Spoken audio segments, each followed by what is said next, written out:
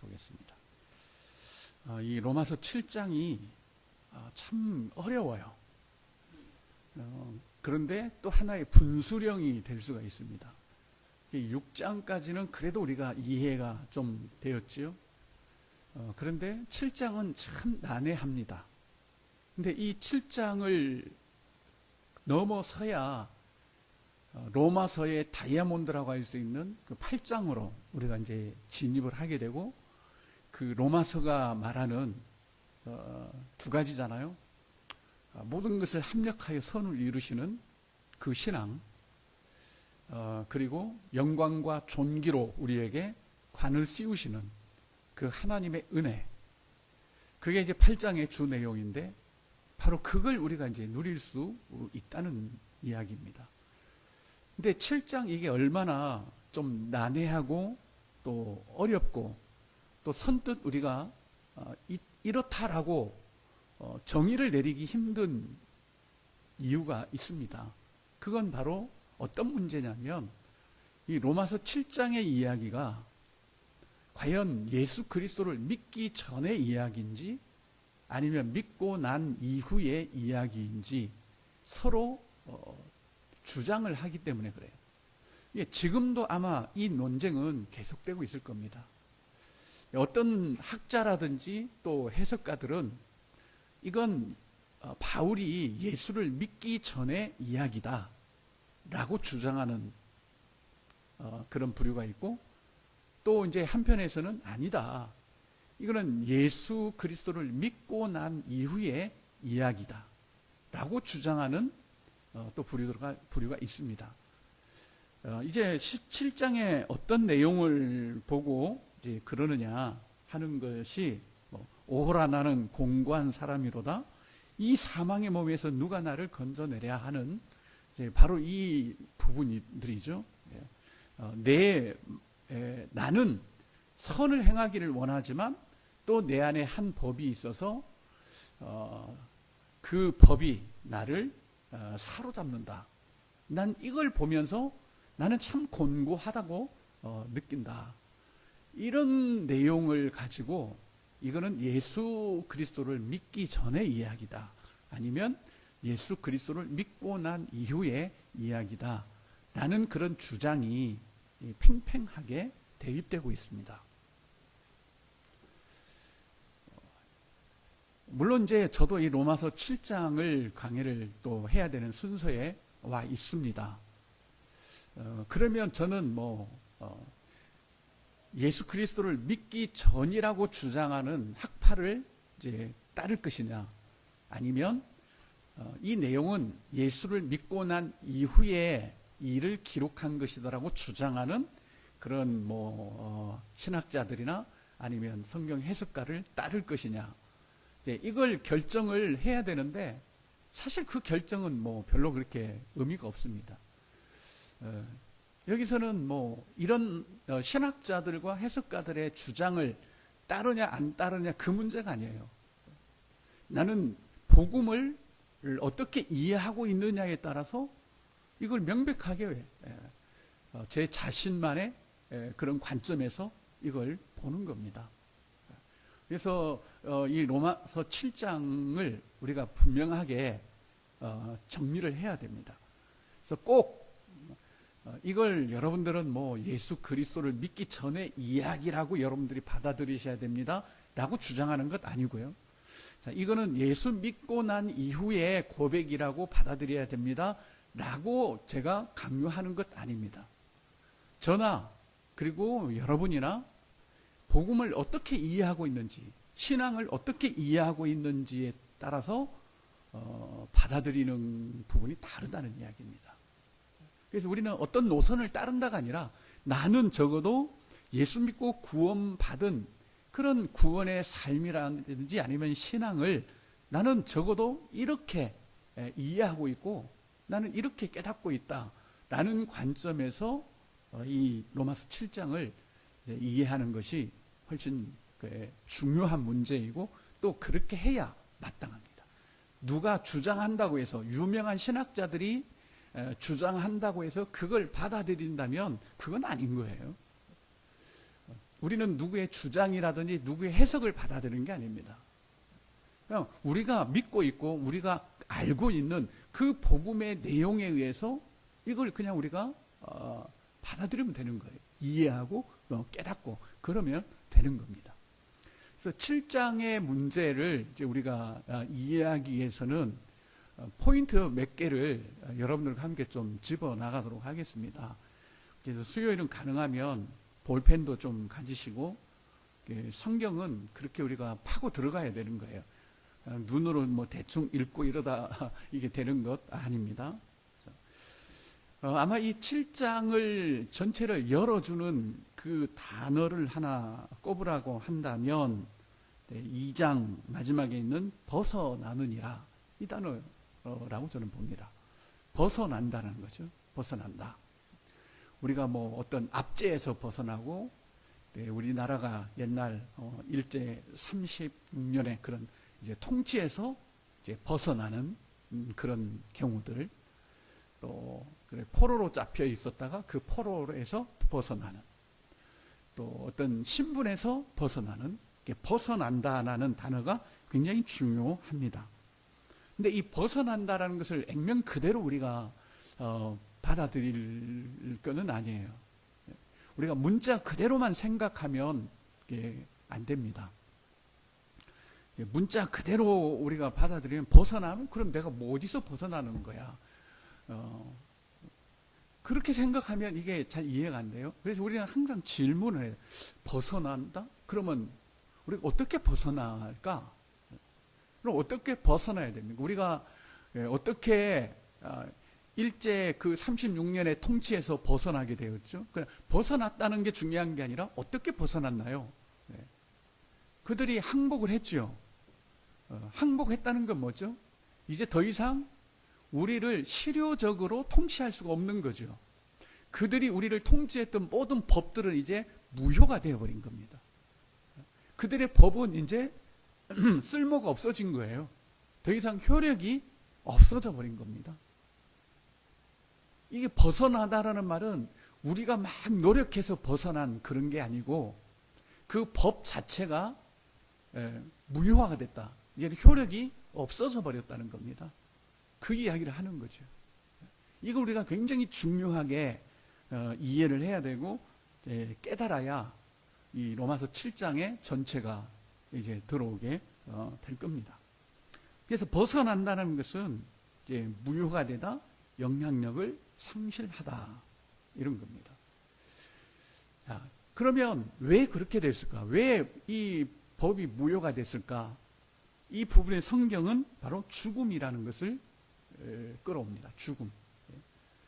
우리나라도 그렇잖아요. 법에 의해서 누군가를 막 조사하고 그러다가 이제 그 사람이 죽어버리면 그 법 자체가 무효화돼 버려요. 더 이상 수사할 수도 없고 조사할 수도 없습니다. 이게 법의 원칙이죠. 그래서 우리가 벗어난다라는 것은 우리를 지배하고 있던 그 법 자체가 효력을 상실함으로 인해서 그냥 내가 막 벗어난 게 아니라 그냥 벗어나져 버린 거예요. 우리는 다. 그걸 지금 바울은 계속해서 설명을 하고 있습니다. 그래서 남편과 아내가 이런 법적인 그런 효력 가운데 있다가 한 사람이 죽으면 그게 이제 무효가 되어 버린다 라는 것을 이제 여기서 이제 설명을 하고 있죠. 그래서 벗어나느니라, 이 단어와 그 다음에 3절 자유롭게 된다, 이걸 동그라미 쳐서 연결을 해 놓으십시오. 같은 말입니다. 우리가 벗어난다는 것과 자유롭게 된다는 말은 같은 의미로 지금 사용을 하고 있는 겁니다. 그래서 우리도 다 자유롭게 되었다. 이런 그 예를 가지고 이제 4절로 넘어오면서 너희도 이 일이 너희에게도 일어났다라는 겁니다. 일어났다. 너희도 연결하면 어떻게 되죠? 너희도 죽임을 당하였으니, 너희도 죽었으니까 이제 너희를 지배하던 그 법은 무효가 되어버렸다 하는 겁니다. 자, 여러분 잘 생각해 보십시오. 이 부분 너무 중요합니다. 잘 생각해야 돼요. 자, 1번은 뭔가 하면 율법이 그 율법 자체가 없어져 버렸다. 이게 1번이고 2번은 율법은 그대로 있지만 그 율법에 대해서 너희가 죽었다. 자, 이거예요. 두 가지가. 근데 여러분 1번입니까? 2번입니까? 이걸 이해해야 7장이 다 이해가 됩니다. 자, 오늘 뭐라 그러죠? 너희도 그리스도의 몸으로 말미암아 율법에 대하여 뭘 당했다고? 죽임을 당했다는 겁니다. 그럼 율법이 죽은 거예요? 우리가 죽은 거예요? 자, 율법이 죽었나요? 우리가 죽었나요? 우리가 죽었죠. 그렇죠? 그러면 율법은 그대로 있나요? 없나요? 있죠. 네, 그대로 있는 거예요. 단지 우리가 죽은 겁니다. 우리가 죽으니까 그게 더 이상 우리에게 대해서 효력을 상실해 버린 거예요. 우리에 대해서. 자, 그 이야기를 지금 하고 있습니다. 너희도 죽음을 당하였다. 어떻게? 우리는 멀쩡하게 살아있는데요. 근데 그 앞에 뭐가 있죠? 그리스도의 몸으로 말미암아. 다시 말하면 그리스도의 죽음으로 말미암아 우리도 율법에 대하여 죽임을 당했다. 그러면 우리는 어떻게 된 거죠? 벗어난 거죠, 이제. 벗어났죠, 우리도. 자, 벗어났습니다. 자, 왜 그렇게 했느냐는 거예요. 왜 우리를 그렇게 벗어나게 했느냐? 이는, 그렇죠? 다르니 곧 죽은 자 가운데서 살아나신 이에게 가서 우리가 하나님을 위하여 열매를 맺게 하려 함이라. 굉장히 중요한 말씀입니다. 여러분, 우리가 하는 모든 신앙생활은 뭐예요? 열매입니다. 열매. 우리가 뭔가를 막 해내는 그런 게 아니에요. 모든 것은 열매입니다. 새 언약 자체가 그거예요. 왜 우리에게 새 언약을 하나님이 이루셨습니까? 주의 율례와 법도를 행하도록 하기 위해서 한 거예요. 그건 새 언약의 열매입니다. 새 언약의 그 핵심 뭐죠? 우리 안에 거하시는 예수 그리스도잖아요. 그러니까 우리 안에 예수 그리스도께서 거하심으로 나타나는 열매가 모든 우리 신앙생활이에요. 여러분, 그 어떤 게 여러분 헌신하면 하나님 복을 주십니다. 맞아요? 아니에요. 헌신 자체도 열매인 겁니다. 헌신이라는 말이 우리에게는 필요가 없어요. 왜? 우리가 주를 위해 사는 건 헌신이 아니에요. 어떻게 보면 그건 열매예요. 물론 우리가 뭐 열매 예배 이렇게 할 수가 없어서 그냥 헌신 예배라고 하는 인간의 용어를 우리가 차용한 것 뿐이지 실상은 그 열매입니다. 다 열매. 우리가 그러잖아요. 뭐 감사는 하나님의 축복을 받는 그릇이다라고 한다든지 이건 아닌 거예요. 감사도 열매입니다. 열매. 열매는 뭔가를 받아내기 위한 그런 조건이라든지 그런 어떤 타협의 내용이 아닙니다. 열매는 뭐예요? 다른 사람들에게 보여주는 것, 다른 사람들을 유익하게 하는 것, 그런 거잖아요.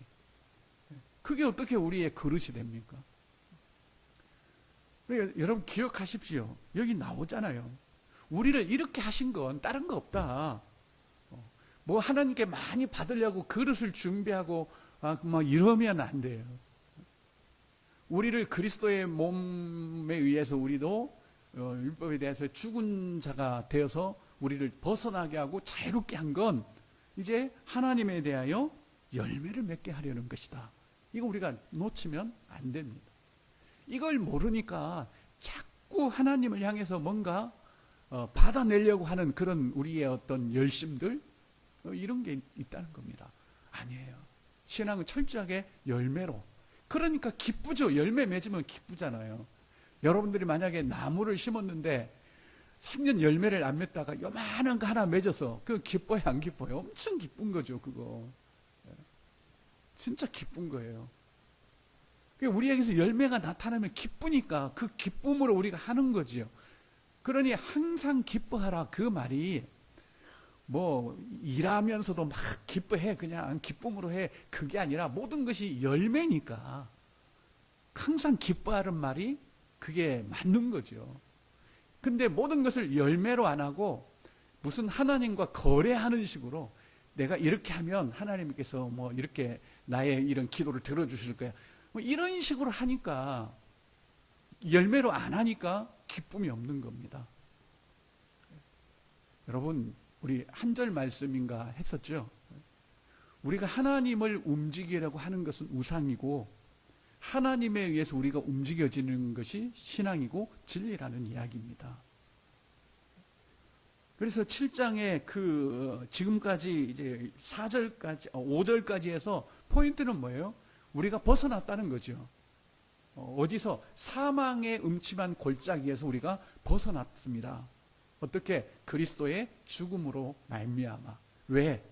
우리로 하여금 하나님에 대하여 열매를 맺도록 하기 위해서다. 지금 이렇게 가는 겁니다. 그게 5절까지입니다. 자, 그러면서 이제 6절 이렇게 하죠. 이제는 우리가 얽매였던 것에 대하여 죽었으므로, 그렇죠. 우리를 얽매고 있던 것들에 대해서 우리가 죽어버렸기 때문에 이제 벗어났다는 거예요. 율법에서 벗어났다. 이러므로 우리가 이제는 옛날에는 죄와 사망의 법이 이들이 율법을 통해서 우리를 막 끌고 갔잖아요. 그래서 하는 것마다 다 사망의 그런 열매였어요. 그런데 이제는 영의 새로운 것으로, 우리가 영의 새로운 것으로, 이 영이라는 건 푸뉴마입니다. 푸뉴마. 그래서 이게 성령인지 우리의 영인지 뭐 명확하게 구분은 안 되지만 그 구분할 필요 없습니다. 사실은. 우리가 영적으로 거듭났다면 그분의 영과 우리의 영이 연합된 거예요. 다. 그래서 뭐 누구의 영이다 이건 구분할 필요는 없습니다. 영의 새로운 것, 여러분 이 단어도 중요하죠. 영으로 하는 것이 다 새로운 거예요, 여러분. 우리 육신으로 하는 거는 새로운 게 전혀 없습니다. 영으로 되어지는 일들이 다 새로운 겁니다. 그래서 영의 새로운 것으로, 이제 영적인 것으로 우리가 영에 의해서 이제 움직여 간다는. 옛날에는 이 사망이 그 율법을 통해서 우리를 통제했습니다. 너희들 이거 안 하면 너희들 죽는다. 그러니까 어쩔 수 없이 하는 거죠.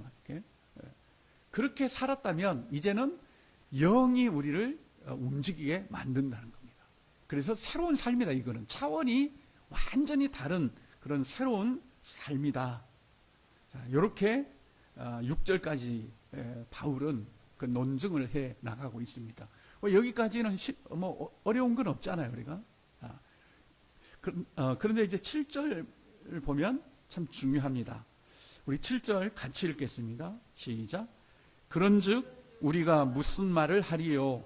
율법이 죄냐? 그럴 수 없느니라. 율법으로 말미암지 않고는 내가 죄를 알지 못하였으니 곧 율법이 탐내지 말라 하지 아니하였더라면 내가 탐심을 알지 못하였으리라. 아멘. 자, 이제 율법, 아까 우리가 말씀에서 중요하다 그랬잖아요. 율법이 죽은 게 아니라 우리가 죽었다는 거예요. 우리가 죽었다. 그래서 율법은 여전히 살아 있다라는 겁니다. 자, 그런데 8절을 보면 그러나, 그렇죠? 그러나 여기에 그러나 죄가 중간에 쏙 빼고 한번 읽어봅시다. 그러나 죄가 계명으로 말미암아 내 속에서 온갖 탐심을 이루었나니 이는 율법이 없으면 죄가 죽은 것임이니라.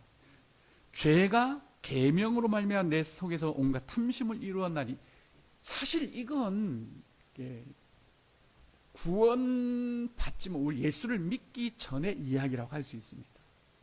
자, 그런데 지금은 어때요? 뭘 타서? 기회를 타서,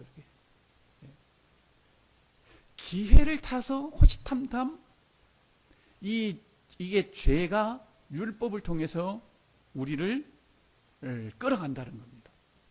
근데 이 기회는 어떤 기회겠습니까? 그 기회를 우리가 주는 거예요. 눈 깜빡할 사이에 뭐 우리가 쏟긴다든지 뭐 그래서 깨어 있지 않고 그냥 그 욕심에 잠깐 눈이 멀어버린다든지 이런 기회를 틈타서 또 우리가 이제 열매로 살면 영으로 살면 감사한데 어느 날 막 원망이 되잖아요. 이런 기회를 틈타서 온갖 탐심을 이룬다는 거죠. 아, 내가 아무리 예수 믿어도 뭐 이렇게 살면 되겠나. 그리고 뭐 한탕하자. 이런 탐심을 이루네.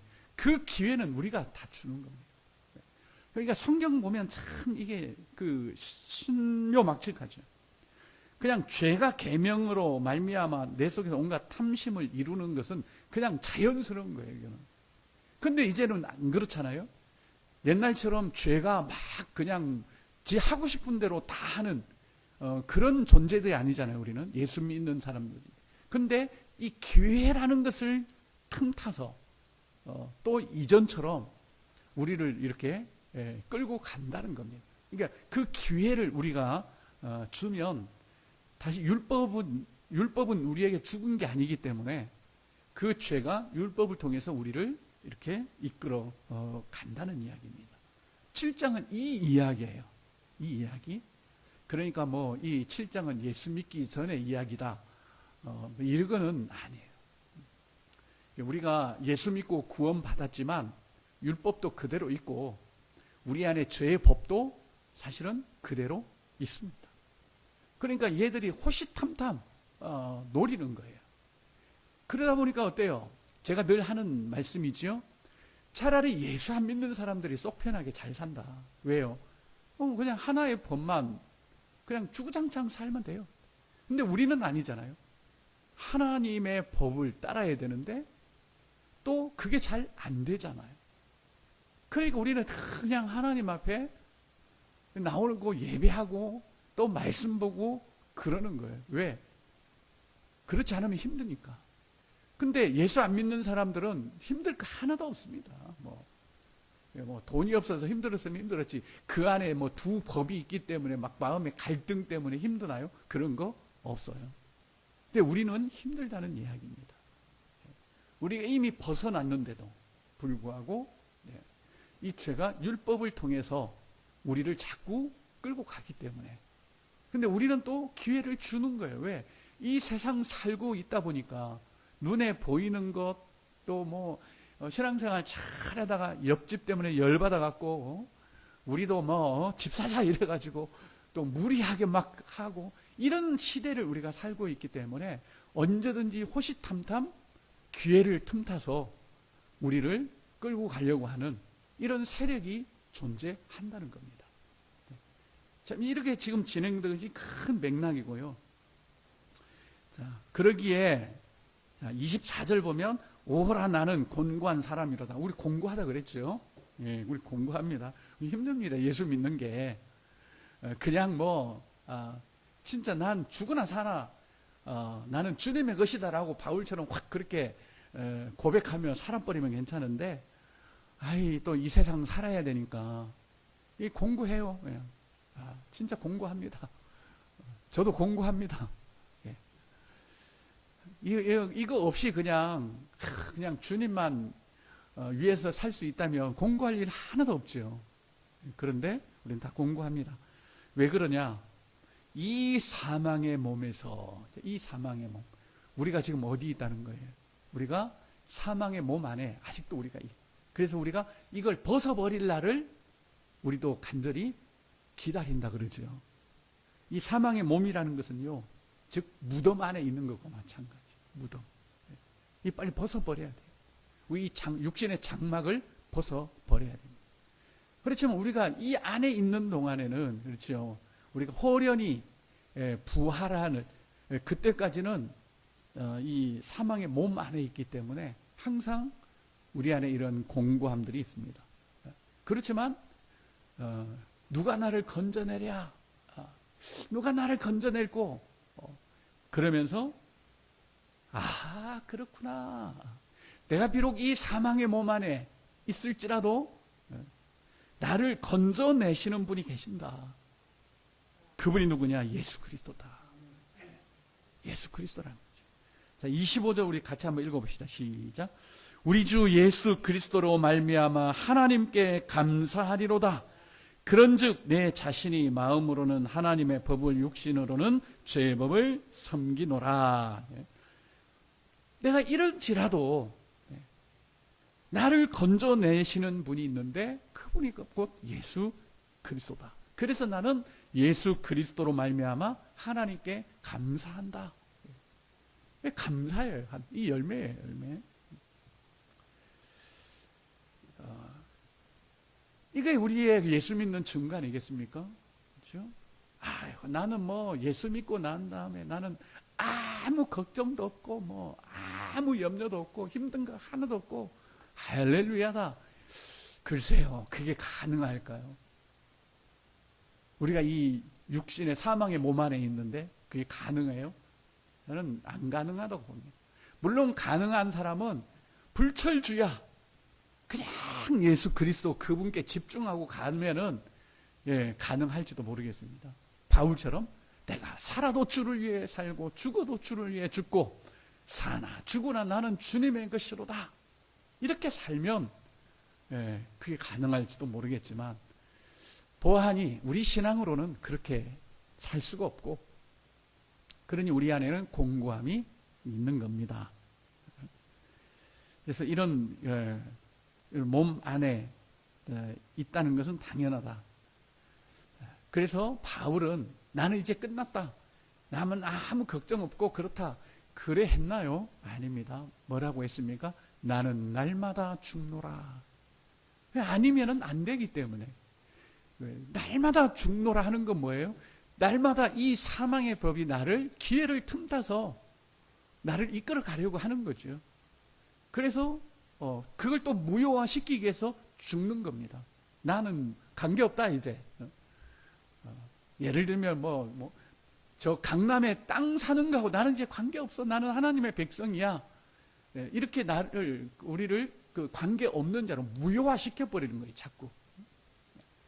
여러분 우리가 인간관계도 마찬가지입니다. 여러분들이 무효화시켜야 돼 그걸.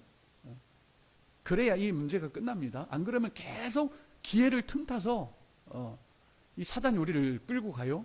미움이라는 기회, 또 원망이라는 기회, 그런 판단이라는 기회를 틈타서 우리를 끌고 가요. 그게 무효화시켜. 저 사람과 나는 더 이상 이렇게 관계가 없다. 그리스도로 맺어진 관계가 아니면 아무것도 아니다라는 그런 무효화를 시키고 가야 되겠죠. 그래서 25절까지 마지막 7장 마지막까지 보면 바로 그런 거예요. 정리하면 이런 겁니다. 우리가 예수를 믿게 되면 예수를 믿는다는 것은 다른 거 아니죠. 예수 그리스도와 연합되는 거죠. 그래서 예수 그리스도의 그 죽음과 내가 연합되어서 우리도 그리스도와 함께 십자가에 못 박혀 죽었기 때문에 우리가 이제 모든 법으로부터 우리는 벗어났다는 겁니다. 자유롭게 되었습니다. 그러나 율법이 죽은 게 아니고 우리가 죽었기 때문에 여전히 이 율법은 살아있고 이 죄의 몸, 이 사망의 몸 안에 있는 우리 역시도 기회를 틈타서 우리를 자꾸 탐욕으로 이끌고 가려고 하는 겁니다. 이걸 우리도 아는 거죠. 보는 거죠. 이러면 안 되는데 하면서 이걸 보고 있는 겁니다. 그러자니 우리가 참 공고한 사람이죠. 이 사망의 몸 안에 우리가 살아가고 있다는 것이 공고한 일입니다. 그래서 언제나 이게 끝날까? 언제나 내 안에 있는 이 미움의 문제가 끝날까? 원망의 문제가 끝날까? 언제나 이 세상을 향한 내 이 갈망이, 이 목마름이 끝날까? 누가 나를 이 사망의 몸에서 좀 건져낼까? 이러는데 그 해답은 뭐라고 그랬습니까? 예수 그리스도요. 오직 예수 그리스도만이, 우리가 그분에게 집중하고 그 예수를 더 깊이 알아가고 그 예수를 만나고 그 예수가 내 안에 계심을 우리가 날마다 체험하고, 그러므로 인해서 그 예수가 우리를 그 사망의 몸의 그 공고함으로부터 우리를 건져내신다는 것을 7장에서 이야기해요. 자, 이러다 보니까 이 8장의 그 영광이 이제 막 나오는 거예요. 8장은 영광이거든요. 하나님의. 근데 이 7장을 이해하지를 못하면 이 8장도 그냥 책갈피 만드는 데나 사용할 뿐이에요. 이 8장의 내용이 얼마나 참 영광스러운지 그 7장을 우리가 이해할 때 8장을 그렇게 이해를 할 수가 있습니다. 그래서 다음 주에는 7장을 한 번 더 정리를 하고 그 다음에 왜 8장에 이렇게 이걸 8장을 다이아몬드라고 하는가, 로마서 중에서도 이 8장을 좀 꽃이라고 하는데 왜 그런가, 그 두 가지 부분에 대해서 좀 함께 살펴보도록 하겠습니다. 우리 잠깐